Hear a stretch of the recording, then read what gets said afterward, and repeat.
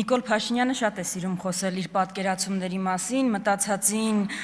պատկերացումները վերագրելով իրականությանը, դրան անգամ կոնցեպտի անուն են տվել, անվանել եք իրական Հայաստան։ Ես ուզում եմ խոսել Հայաստանի իրականությունից, եւ քանի որ բյուջեն ենք քննարկում, սկսենք թվերով։ Իմ գործընկերները շատ ասացին, շատ խոսվեց պետական պարտքի կրկնապատկման մասին, դրա մասին շատ խոսվեց, ես հիմա ավելի մանրամասն չխոսեմ, բայց ես իսկապես ձեզ մի կիսաանձնական բնույթի հարց ունեմ, էլի, եթե դա հանկարծ խախտում է ձեր անձնական տարածքը, ինչ որ այլ գաղտնի տվյալներ է բանանում, պարունակում կարող եք հանգիստ չպատասխանել, բայց անկեղծ ուզում եմ հասկանալ, այդ որ կրկնապատկել եք, շուրջ 8 միլիարդով ավելացել եք, այդ գումարները ինչ եք արել։ Ես լուրջ ուզում եմ մի հատ հասկանալ, ինչ են եղել այդ գումարները, որտեղ ես նայում եմ ցուցանիշներին, նայում եմ թվերին, վիճակագրական ցուցանիշներին։ Օրինակ դուք ստանձնել եք պետության ղեկավարությունը, իդեպ 7 տարի արդեն իշխանության եք, հավակնում եք լինել ամենաշատ Հայաստանում պաշտոնավարած թիմը եւ ղեկավարը,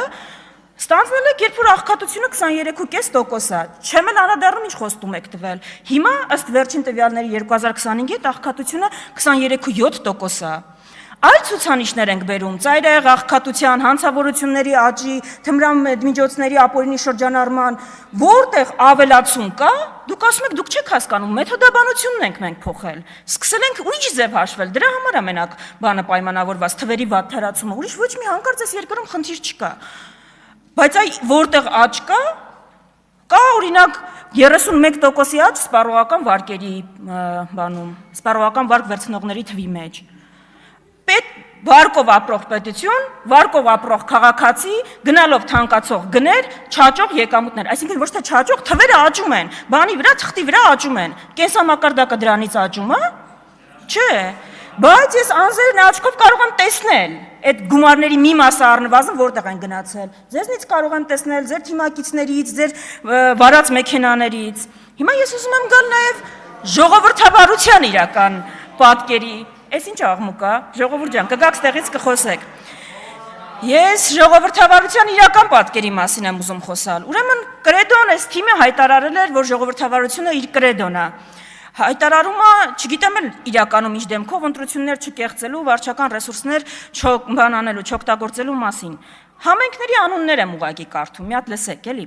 Գորիս, Թալին, Վանաձոր, Վարդենիս, Բերդ, Անի, Ալավերդի, Ախուրյան, Գյումրի, Մասիս, Մեղրի, Քաջարան, Կապան, դուք այս կամ այն կերպ միջամտել եք այս համայնքներում տեղի ունեցած ընտրություններին, որտեղ ձեր սրտի թեկնածուներ չեն ընտրվել։ Իսկ փարաքարինը չեմ անդրադառնում, ուղղակի, որ ֆիզիկապես այդ մարդը այլևս գոյություն չունի։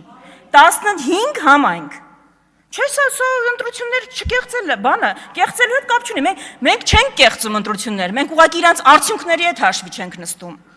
Այդ բանը, ՔՊԻ կրեդոն, նոր բանը, հայտարարությունը, սլոգանը։ Հաջորդը 10 թեմ ունի Հայաստանի Հանրապետությունը։ 10 թեմ։ Ինչ եք կարծում, քանի թեմի առաջնորդը հենց հիմա, երբ որ ես խոսում եմ, բանտում։ 3։ Չէ, սա հանկարծ սխալ չհասկանաք։ Սա բանը, եկեղեցու դեմ արշավ չի, չէ, կապ չունի դա որևէ կերպ եկեղեցու արշավի, վեհափառի նկատմամբ արշավի հետ, պատահականություն է, ուղղակի, հենց Ադրբեջանի հոգևոր առաջնորդը մեր եկեղեցու մասին խոսեց նույն Փաշինյանի հայտարարություններով, հենց Հայաստանում սկսվեց արշավը եկեղեցու դեմ, սրբազաններ միանգամից հանցագործ դարձան, միանգամից, դա որևէ բոլոր համընկնումները բան են, պատահական են։ Այսօր առավոտյան մեր մոտ ընդհանրապես նենց բանը, գիտեք, անցած քարորյանի ինչ տեղ ունեցավ, երբ որ իմ գործընկերս տեղից խոսում էր քաղբանտարկյալների մասին, իր ելույթի ընթացքում այդ քաղբանտարկյալների թիվը ավելացավ։ Մենք արթնանում ենք, որ գանք ազգային ժողով կամ այլտեղ աշխատանքի ու չգիտես ինչ իրավիճակում կարթնանաս։ Այսօր առավոտյան դուք նորից կալանավորել եք 2 բլոգերների, ձերբակալել եք։ Ժողովուրդ ջան, հանգիստ, կգաք ստեղ կարտահայտվեք, հանգիստ։ Հիմա դուք կալանավորել եք, մի քանի ամիս առաջ էլ, նույն հոդվածով, նույն մարդկանց կալանավորել եք։ Հետո գիտեք դատարանը ինչ որոշեց այդ հոդվածի հետ կապված։ Առաջինացիան անմեղ ճանաչեց այդ մարդկանց։ Գիտեք, ես չեմ ողջունում վիրավորական խոսքը, հայոյանք առավել եւս, չգիտեմ էլ անգամ ինչ են ասել, բայց ես խորը կասկածներ ունեմ, Նիկոլ Փաշինյան, որ ձեզնից ավելի վատ բառապաշար են օգտագործել։ Խորը կասկածներ ունեմ, անկեղծ եմ ասում։ Ու չգիտեմ ինչի։ Մենք չենք տեսնում, որ ԱԱԾ-ն գալիս է ձեզ կռացրած տանում է։ Մենք չենք տեսնում, որ մարդասպաններին ԱԱԾ-ի հատուկ հակահաբեկչական ջոկատը գալիս տենց կռացրած տանում է, բայց այն դիմադիրներին խնդրեմ, վեհարանա պետք մտնել։ ԱԱԾ-ի աբանը ջոկատը ինչի համար է ահաբեկչության դեմ պայքարի, սև, կարմիր բոլոր բերետավորները։ Ես ուզում եմ խոսեմ Հայաստանում պատասխանատվության կամ իրականում անպատասխանատվության իրական վիճակից։ Մի քանի օր հետո լսումներ եք դրել, վերնագիրը կարծեմ մարտի 1-ի քաղաքական պատասխանատվությունը։ Լավ եք արել, իրականում ես կարծում եմ, որ մարտի 1-ի քաղաքական պատասխանատուներին մենք պիտի գտնենք, այո, ես ձեզ հարց ունեմ, ինչի միջև հիմա մարտի 1-ի սպանությունները այդպես էլ չեք բացահայտել, ասում են քննության ընթացքում ամենակարևորը, որ ինքդ քո հետքի վրա չբանանես, դուրս գաս։ Մարտի 1-ի քաղաքական պատասխանատուներին էլ պիտի գտնենք, ընդհանրապես բոլոր, այո, Հայաստանում աղմկարույց դեպքերը, եթե քաղաքական նրբերանգ ունեն, պիտի պատասխանատուներին գտնվեն ու պատժվեն, բայց ես հարց ունեմ։ Ինձնից հետո առողջապահության նախարարն է խոսելու։ Այն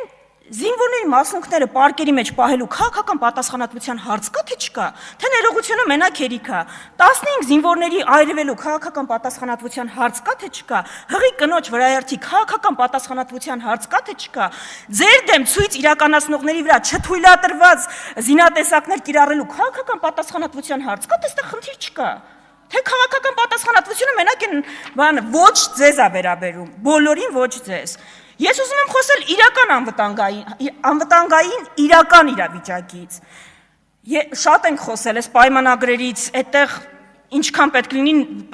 հայտարարությունները եւ պնդումները կրկնեմ, բայց ես մի հատ քրոնոլոգիա եմ ձեզ ուզում ներկայացնել։ 2020-ի նոյեմբերի 9-ին կնքել եք նոյեմբերի 9-ի փաստաթուղթը, պատճառաբանությունը մարդկանց փրկել, որ պատերազմ չլինի։ 2021-ին Սև լճում եկել են, տարածք են գրավել, միջև հիմա այդտեղ են։ 22-ին Ջերմուկում են տարածք գրավել, միջև հիմա դուրս չեն եկել, գլխավոր շտաբի պետը հայտարարել է, որ կսովածանան, հետ կգնան։ 2023-ին հայաթափվել է Արցախը, 24-ին Տավուշում միակողմանի զորքերը ետ են քաշվել։ 25-ին դուք հայտարարել եք 25 ենք եկել հասել, նոյեմբերի 9-ին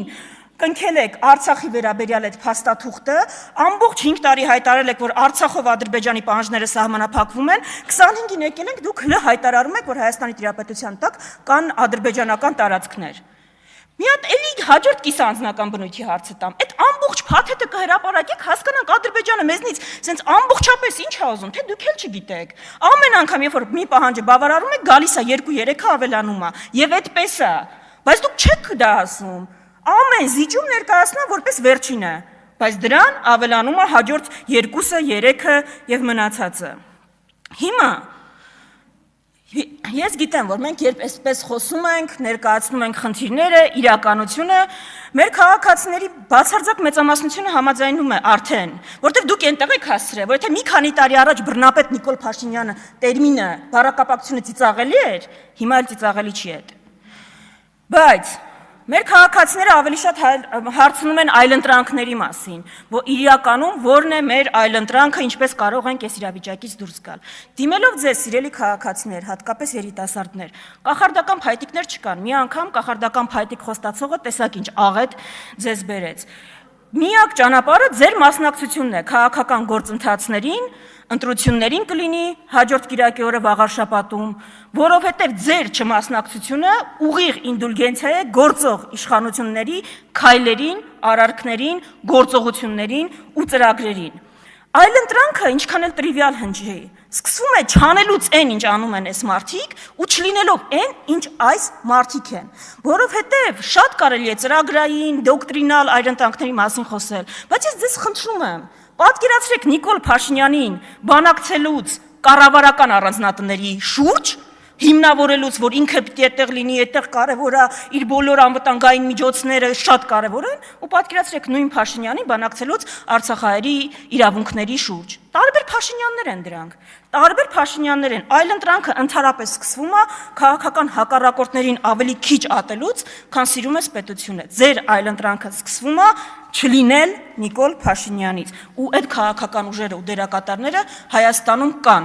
Ուղղակի ձեր քվեով, ձեր մասնակցությամբ դուք պետքա մերժեք այս ծրագրի մասը դառնալը, որովհետև այս մարդիկ ձեզ դարձնում են իրենց հանցակիցը։ Ինչ անում են, պատասպարվում են ձեր ետևում, սիրելի քաղաքացիներ։ Հաջորդի ելույթ կունենամ ես։